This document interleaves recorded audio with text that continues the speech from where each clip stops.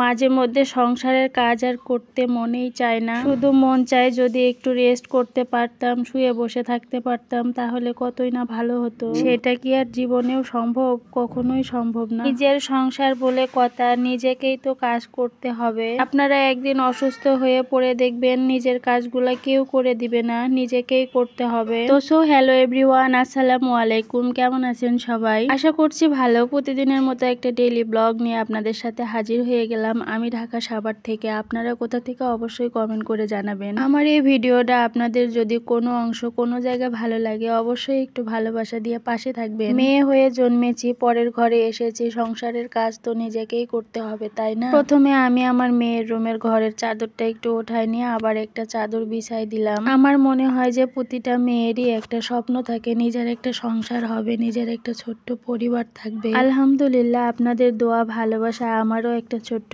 পরিবার আছে, আমারও একটা ছোট্ট সংসার আছে। সব মিলিয়েই বলবো আলহামদুলিল্লাহ, আলহামদুলিল্লাহ। আপনি যেখানেই যান না কেন, নিজের ঘরের মতো শান্তি আর অন্য কোথাও পাওয়া যায় না। নিজের সংসার মানে এক টুকরো শান্তির নীড়। মেয়েদের জীবনটা আসলে এরকমই, প্রতিদিন উঠে শুধু কাজ আর কাজ। আর এই তো কথা বলতে বলতে একটা রুম গুছিয়ে আমি আরেকটা রুমে চলে এসেছি। একটা রুম গুছিয়ে মেয়েকে স্কুলে দিয়ে আবার এই রুমে চলে এসেছি গোছানোর জন্য। আর বিছানার বেহাল অবস্থা। প্রতিদিন এই সকালবেলা ঘুম থেকে উঠে বিছানা গোছানো কিন্তু অনেক একটা ধৈর্যের কাজ। তারপরেও নিজের কাজ করে কিন্তু অন্যরকম একটা শান্তি পাওয়া যায়। আজকে আমি আর এই রুমের বিছানার চাদরটা ওঠাবো না, এই জন্য আগে সুন্দর করে ঝেড়ে নিলাম। বাসায় ছোট ছোট বেবিরা থাকলে 2 দিন পর পরই কিন্তু বিছানার চাদরটা চেঞ্জ করতে হয়, কারণ দেখা যায় ওরা কিন্তু সারাদিন বিছানার উপরই লাফালাফি করে, এমনকি খেলাও করে। আর একটা জিনিস বললেই চলে না, সেটা হচ্ছে গ্রামের জীবন এক, শহরের জীবনে। গ্রামে দেখা যায় মা চাচিরা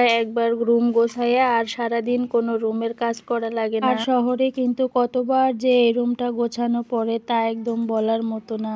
আমি মানুষটা হয়তো বা একটু এলোমেলো, বাট সংসারের কাজগুলো আমার এলোমেলো রাখতে একদমই অপছন্দ। আর এই তো 2টা বেডরুম গুছিয়ে এখন রান্নাঘরে চলে এসেছি। রাতে মেহমান আসছিল, তারপর খাওয়া দাওয়া করে আমি আর থালি বাটিগুলো এগুলা মেজে নিতে পারি নাই, কারণ ছোট ছোট 2টা বেবি আছে, ওদেরকে একটু সময় দিতে হয়। তাই তো সকালবেলা ঘুম থেকে উঠে এগুলা মেজে নিয়ে পানি ঝরিয়ে তারপর আবার ওঠায় রাখবো। আবার ঘরে যখন ছিলাম তখন আসলে কখনো কল্পনাও করতে পারি নাই যে নিজের একটা সংসার হবে, নিজের একটা পরিবার হবে। আর এখন বুঝতে পারি যে সংসারের কত কাজ। সারাদিন সংসারের এত এত কাজ করে নিজের ঘরটা যখন গোছানো থাকে, তখন সত্যি দেখলে মনটা জুড়িয়ে যায়। আমরা নারী, আমরা সব পারি। কথায় আছে না যে রাধে সে চুলো বাঁধে। নারীরা আসলে একা হাতে সব কাজ করতে পারে। যে ঘরে নারী থাকে সেই ঘরে রহমত থাকে। আপনারা দেখবেন যে ঘরে নারী থাকে না, সে ঘরে কিন্তু রহমত থাকে না। নারীরা সব সময় এটাই চায় যে কি করলে নিজের সংসারটা একটু ভালো থাকবে, সুন্দর থাকবে। একমাত্র নারীরাই পারে নিজের সংসারটাকে সুন্দর করে সাজিয়ে গুছিয়ে নিতে। যাই হোক, ভিডিওর কোনো অংশে যদি কোনো ভুল ত্রুটি হয়ে থাকে আপনারা অবশ্যই ক্ষমা দৃষ্টিতে দেখবেন। এই তো বিছানার চাদরটা এখন আমি ভিজিয়ে দিয়ে দিব। আমি যেদিন এই চাদর ওঠাই সাথে সাথে পরিষ্কার করে নেই, কারণ এটি জমিয়ে রাখলেই জমা হয়ে যায়। সব মিলিয়ে আজকের ভিডিওটা কেমন হলো আপনারা অবশ্যই কমেন্ট করে জানাবেন। সবাই ভালো থাকবেন, সুস্থ থাকবেন, আর পারলে নিজের সংসারটাকে সুন্দর করে সাজিয়ে নেবেন।